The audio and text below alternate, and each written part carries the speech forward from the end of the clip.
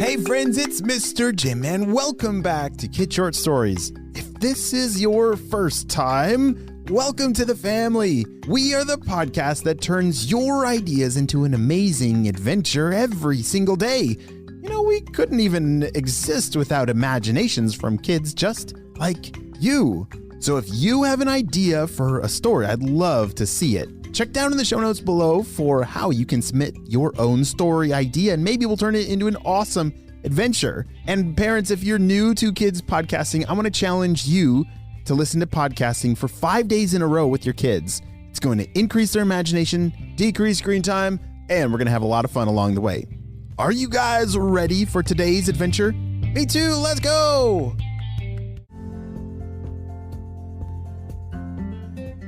Connor and Michaela were playing upstairs in their playroom.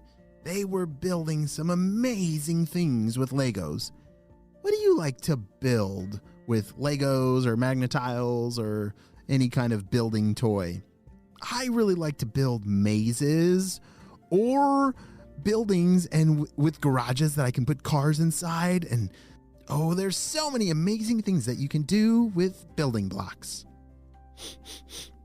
Connor, do you smell that? It wasn't me, said Connor. No. I mean, it smells almost like smoke, shouted Michaela. Oh, you're right. I do smell that, said Connor. They looked out their window and sure enough, there was a forest fire. It was up on a hill way back behind their house, but it looked like it was getting closer. They shouted for their parents, and their parents came and said, "Guys, we need to get out of here. We need to drive to safety." They all loaded up in their car and drove to a safe place. Thankfully, all the firefighters in the area were able to put out the fire before it damaged any of the homes. It was only a few hours that they were gone, but it felt like forever to Connor and Michaela. They were really nervous about their home and their stuff and their backyard and all the trees and creatures, and they needed to get back home as soon as possible. When it was safe to return back home, Connor, Michaela, and their parents drove back home. They were so thankful that nothing had been damaged. But unfortunately, the entire forest in their backyard was now destroyed. It had been burned down to the ground. "Michaela, look at this. It's all just destroyed," said Connor, as they were walking around in their backyard and crunching their feet through the burnt sticks and leaves. It was a really big mess. "This is terrible," said Michaela. "This used to be like the most beautiful forest ever. How did this happen?" Yeah, forest fires can be really dangerous, and that's why we have to be super careful with fire or sparks or anything like that, because one spark could ignite an entire forest on fire if it's dry enough. As Connor and Michaela were walking back to their house, they heard a sound.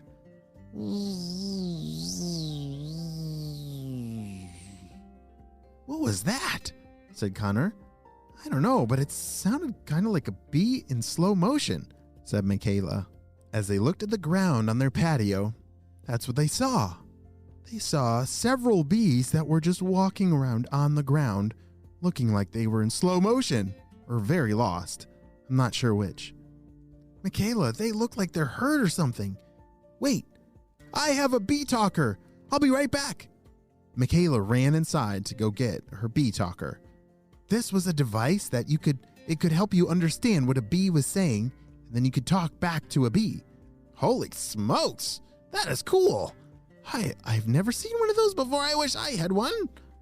Michaela hurried back as soon as she could. She knelt to the ground and held up the device and said, "Hello, Mr. Bees. I'm not sure if you can understand what I'm saying, but do you need help?" The bees stopped and looked very confused.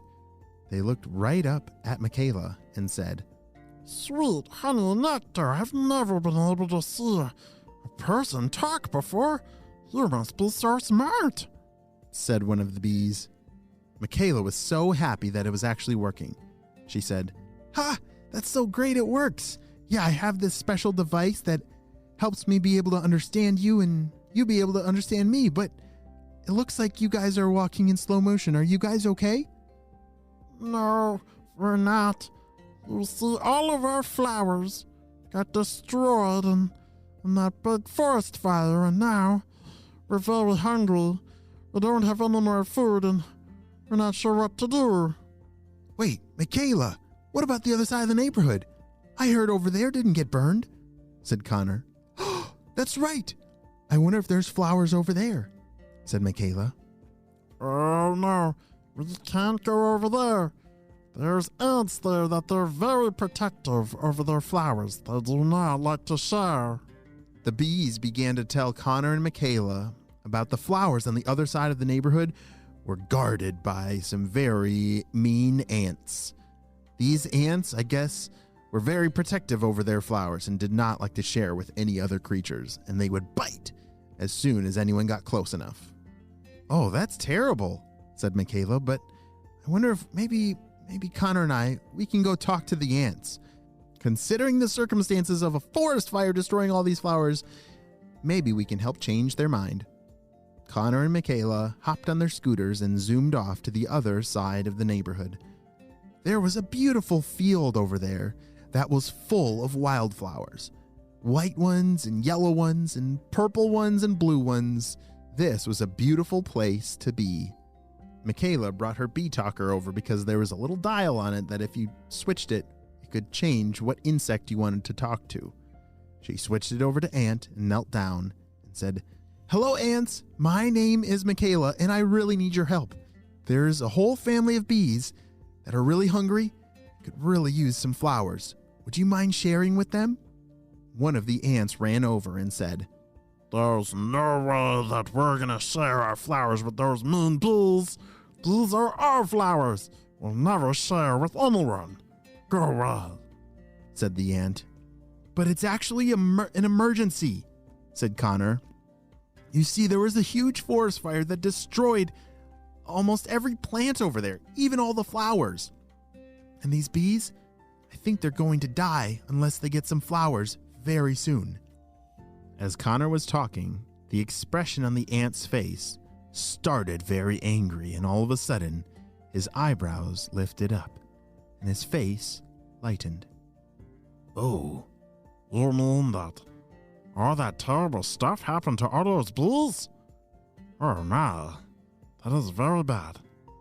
Yes, I think since it's an emergency, I think we can help them. Let them come over. And just like that, Connor and Michaela were able to change the ant's mind because the ants understood that this was serious and they did not want the bees to die.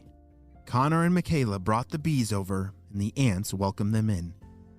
They actually learned that they could work together and be friends.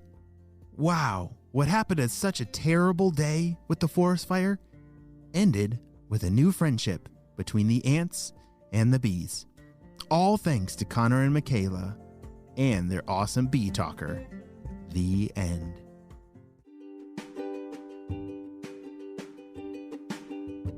Hey friends, I need your help celebrating a birthday. Drum roll, please.